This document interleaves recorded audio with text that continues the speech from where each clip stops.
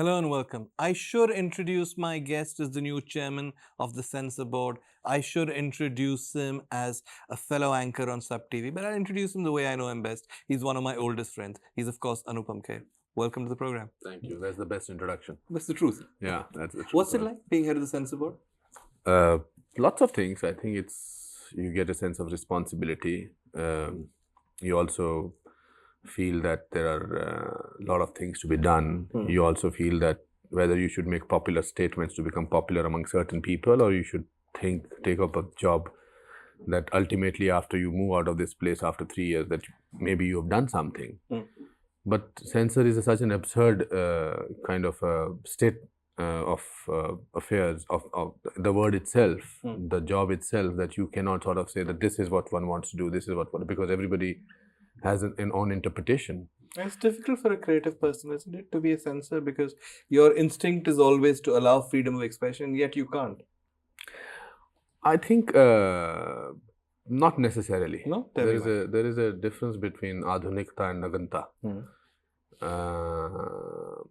We always think of censor in metropolitan cities.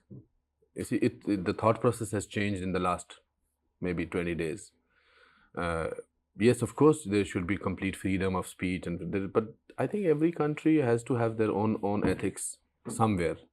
There is no end to sort of allowing or letting things happen. Allowing maybe is not the right word. Obviously, you have to draw a line. You have to draw a line. But where do you draw the line? In the sort of video, DVD, cable era, can you really draw a realistic line? No, you cannot. You can only sort of expect people to have their own censorship, number one.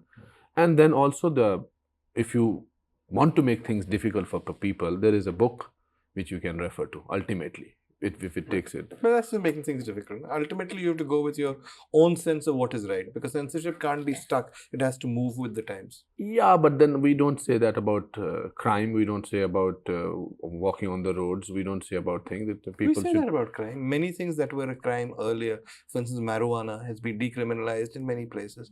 Laws change as social mores change also, no? It is the way I think that's the certain kind of people sort of do talk about that it should be allowed. But I think so. What would you? I think the problem. Okay, where will you draw your line?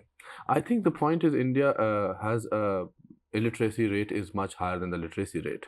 That is why it is important to sort of not allow things to happen in a haphazard manner. So when you censor a movie, are you censoring it for the illiterate person? Is that the average viewer you have in it? I'm censoring it for the people who pay for their tickets. Yeah, in fact, the problem is not the problem of illiterate. But the problem of censor is not so much on cinema. It's more on television.